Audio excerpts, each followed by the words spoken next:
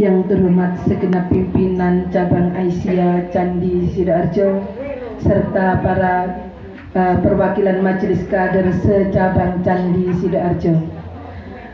Tiada kata yang patut kita ucapkan di pagi hari yang sejuk ini selain ucapan syukur alhamdulillahirabbil alamin, yang mana ibu-ibu telah menyempatkan melangkahkan kaki dari rumah menuju majelis ini untuk thalabul ilmi yang bertema bagaimana menjadi kader penggerak ranting yang smart dan happy. Dan tujuan kita di sini itu adalah menggugah semangat kita kembali Bu dalam beraisyah. Bagaimana kita beraisyah, dari bagaimana kita menyemangati kembali generasi kita, karena kita kan boten gitu, harus ada penerus-penerus kita. Jadi acara ini diadakan supaya kita itu lebih semangat untuk memotivasi generasi-generasi penerus kita. Dengan adanya acara ini mudah-mudahan nanti kita kembali ke ranting masing-masing, kita punya ide-ide cemerlang, menyemangati anak-anak kita, menyemangati adik-adik kita, tetangga. Bicara keaisyahan seperti juga ketika kita ingin mengetahui sesuatu ya Bu ya, standarnya itu ketika berita itu kan ada 5 B, 1 H ya Bu ya. Aisyah pun seperti itu. Apa, bagaimana mereka? Kalau kita ingin menjawab tentang Aisyah, itu sudah terjawab semuanya, itu di Mares ya Bu ya. Punya adalah Aisyah sejati. Warga Aisyah sejati, sadarlah akan kewajiban suci. Jadi kita itu disuruh sadar. Untuk apa? Apa Bu? Kita sadar apa tadi Bu? Kewajiban suci. Kewajiban suci kita itu apa? Ketika ada bertanya apa sih susah sama Aisyah? Sidik-sidik urunan, sidik-sidik pertemuan, sidik-sidik rapat. Kita kembali ke sini.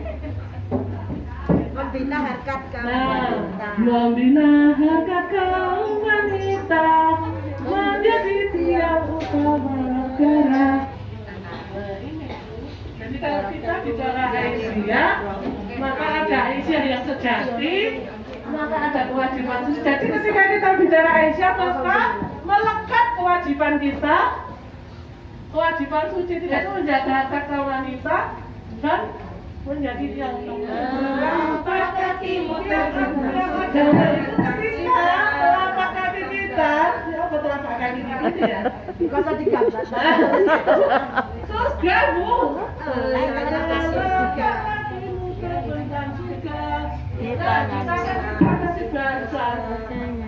Jadi ketika kita bicara tentang Aisyah, maka kita bicara tentang Aisyah sejati, ya Bu. Terjemahannya nanti Ibu bisa membaca di anggaran dasar. Aisyah sejati itu terjemahannya beramal dan batin.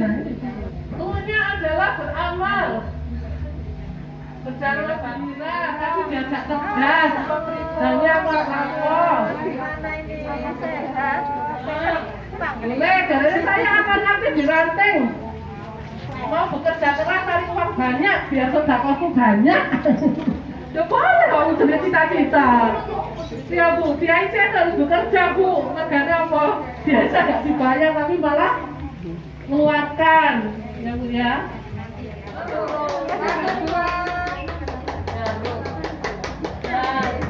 Nah, ini sekarang RTL-nya di depan. Oh, RTL-nya di depan. Apa belum pembekalannya dulu? Nanti semangat wironya kurang semangat kalau materinya belum masuk. Oh, Mohon izin, di sini banyak guru-guru saya, ada Bu Rahma, Ketua PJA Candi periode 2005 sampai 2015, ya, 2 periode ya. Ada Bu Nina, ada Bu Sri Utami, ada para senior, boleh smart dan happy. Jadi kita maksimalkan supaya pagi ini kita benar-benar bisa happy dan berpikir dengan semangat. Biar semangat, ibu-ibu, semangat pagi! Pagi, pagi, pagi. Mana suaramu? Ini suaraku.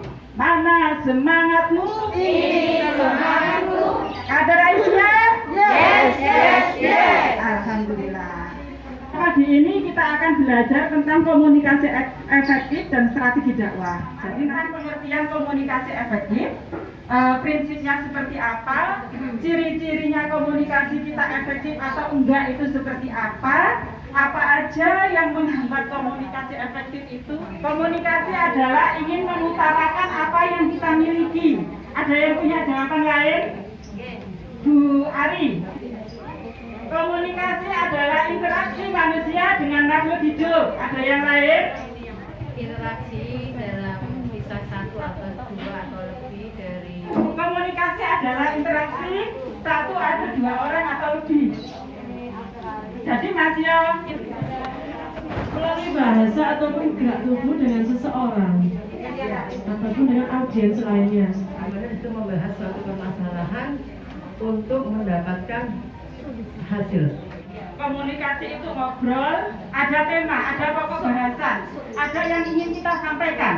Ya, jadi komunikasi itu penyampaian ide, penyampaian gagasan, penyampaian maksud supaya yang saya ajak ngomong tuh ngerti. Contoh, aku harapnya minta lombok ke Bu Amro, maka saya butuh berkomunikasi dengan Bu Amro.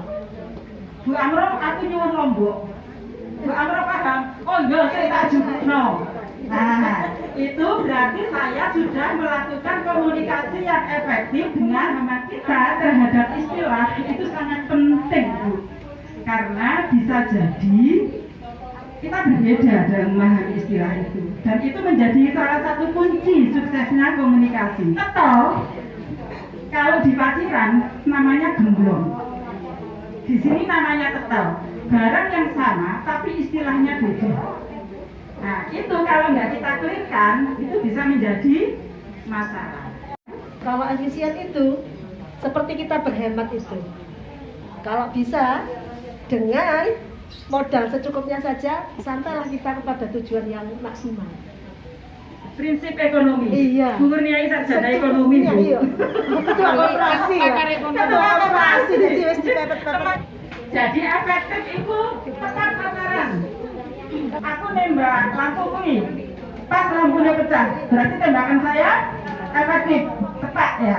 Kalau efisien, jadi efisien itu menggunakan ikhtiar seminimal mungkin, itu efisien.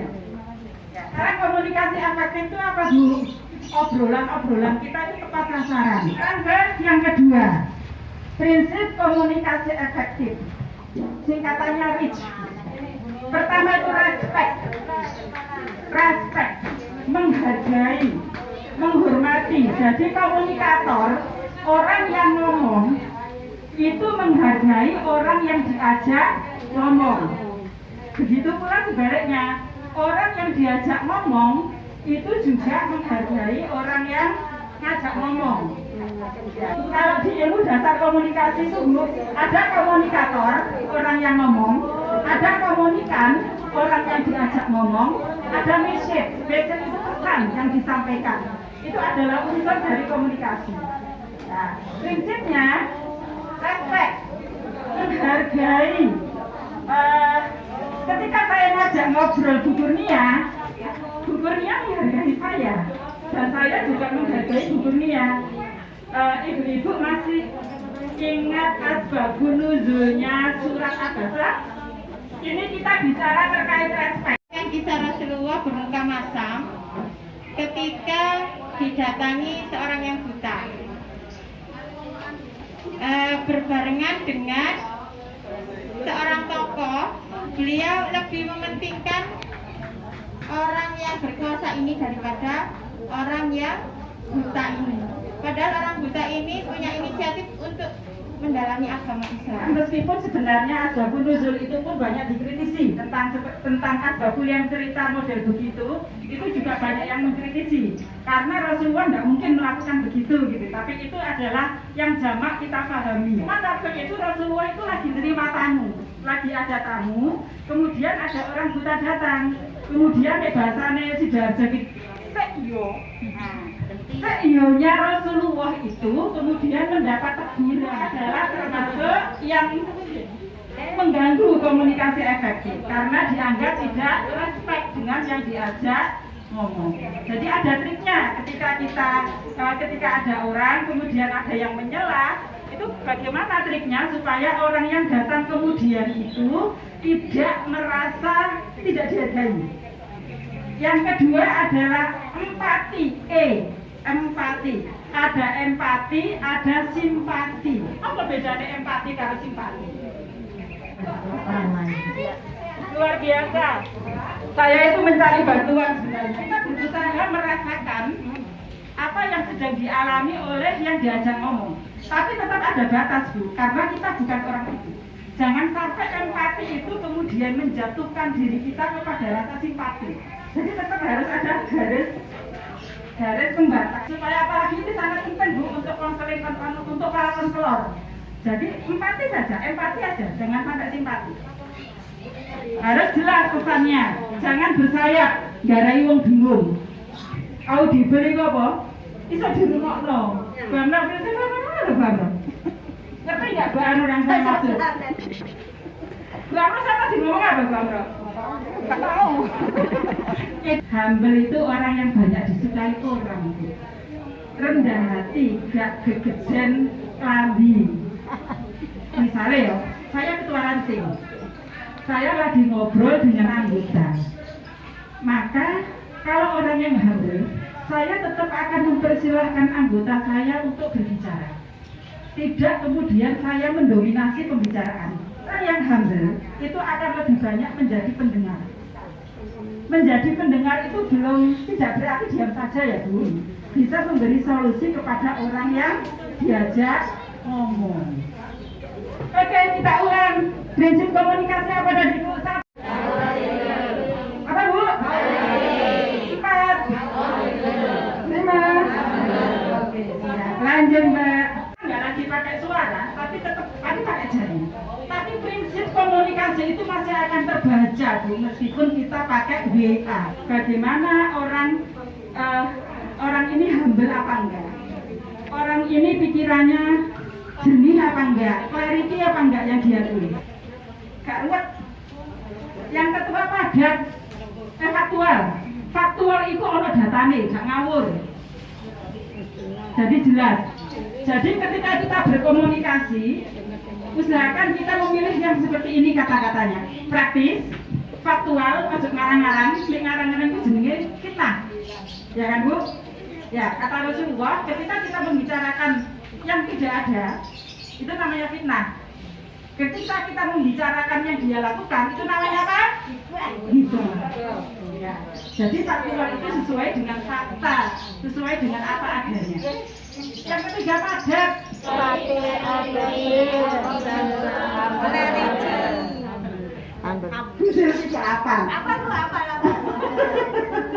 Gurunya Ridwan Kamil sama guru komunikasinya Pak Andis Baswedan itu orangnya sama Bu, orang Bandung. Ya, Kang Zaihanan.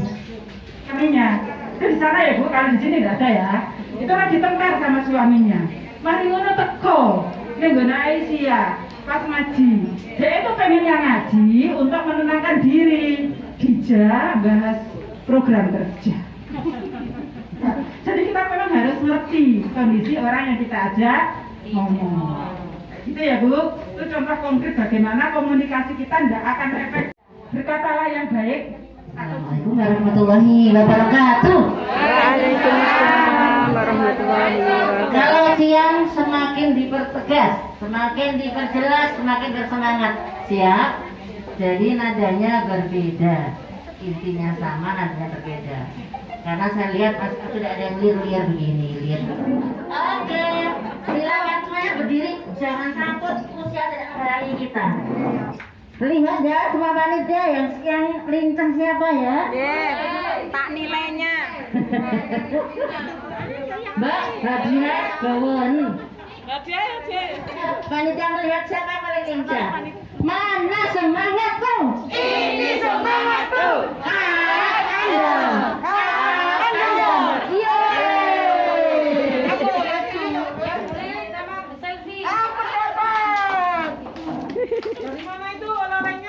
Dari mana dibaca?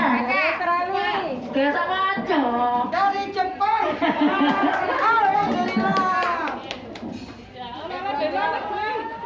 Semangat Bu.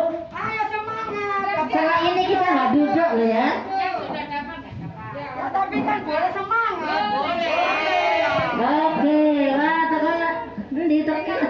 itu? Dari Jepang, Korea. Oke, mana semangatmu? Ini semangatku. Yeay. Kalau baca kalau semangat sampai ke baca itu. Semangat ya Bu ya. Wah ini para pimpinan semuanya semangat semuanya. Oke happy. Strategi dakwah Aisyah di sini. Strategi dakwah ya suatu organisasi untuk mencapai sasarannya melalui hubungan yang efektif dengan lingkungan dalam kondisi yang paling menguntungkan. Itu namanya strategi. Jadi kita berdakwah di masyarakat mempunyai strategi dan komunikasi yang baik kepada seseorang. Jika strategi kita salah, walaupun komunikasi kita lancar, tapi strategi kita salah, tidak mencapai sasaran nantinya. Untuk menghantarkan pada suatu pencapaian ya akan tujuan dan sasaran tertentu. Jadi secara keseluruhan strategi adalah rencana cermat untuk mencapai tujuan. Setuju enggak? Ini strategi itu dibutuhkan. Semua dakwah mulai dari Rasulullah sebelum Rasulullah bahkan dakwah Nabi Nuh selama 90 tahun memakai strategi walaupun sedikit hasilnya. Karena strategi sangat penting bagi kita, terutama kader dakwah. Yang ada di sini sebagai kader dakwah itu harus punya strategi. Oh iya yo, itu deh. Wilayahku kok anak komunitas ibu-ibu senang kerjaan, tak ada kami saya malah kerjaan. Itu penting bagi kita untuk strategi ini kita bangun sejak dini. Karena dakwah adalah suatu proses penyampaian ajakan atau seruan kepada orang lain atau pada masyarakat agar mau memeluk, mempelajari dan mengamalkan ajaran secara sadar sehingga membangkitkan dan mengembalikan potensi orang tersebut dan dapat hidup bahagia dunia dan akhirat. Kita mengajak dengan baik. Nah, dakwah adalah perintah Allah SWT. Nah, karena berdasarkan Al-Quran dan hadis. Coba cepet-cepetan buka hadis sekarang, ada hadiah. Uswatun hasanah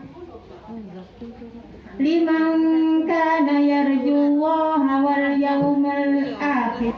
Laqad kana lakum fi Rasulillahi uswatun hasanatun liman kana yarjullaha wal yawmal akhir wa dzakarallaha katsiran. Dakwah adalah Rasulullah sallallahu alaihi wasallam. Rasulullah berdakwah tidak serta-merta dengan paham agama seperti ini, tidak. Seperti kita menghadapi orang-orang yang akan kita dakwahi, yang akan kita samperi di masyarakat sebagai kader dakwah. Rasulullah pertama dengan cara sembunyi-sembunyi, dengan cara sirih. Nah, didatangi, Bu, datangi, kelompok ini datangi. Atau ke rumah-rumah. Senangannya beliau ini ikut arisan panci biasanya.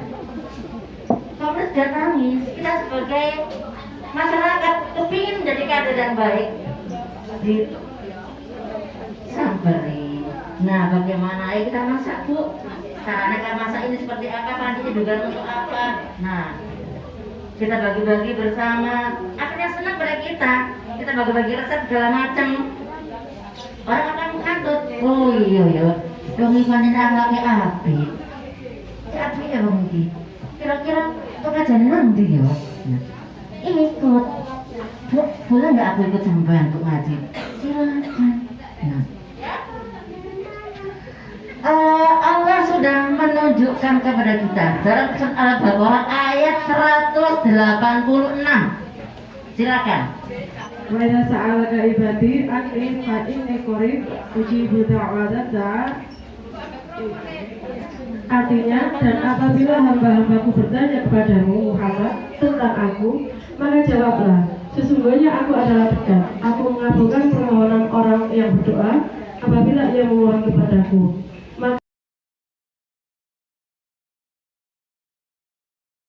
Untung ada ibu-ibu Aisyah Candi yang memberikan semangat kepada saya, gairah kepada saya, sehingga saya bisa mewujudkan meskipun itu harus bersama-sama.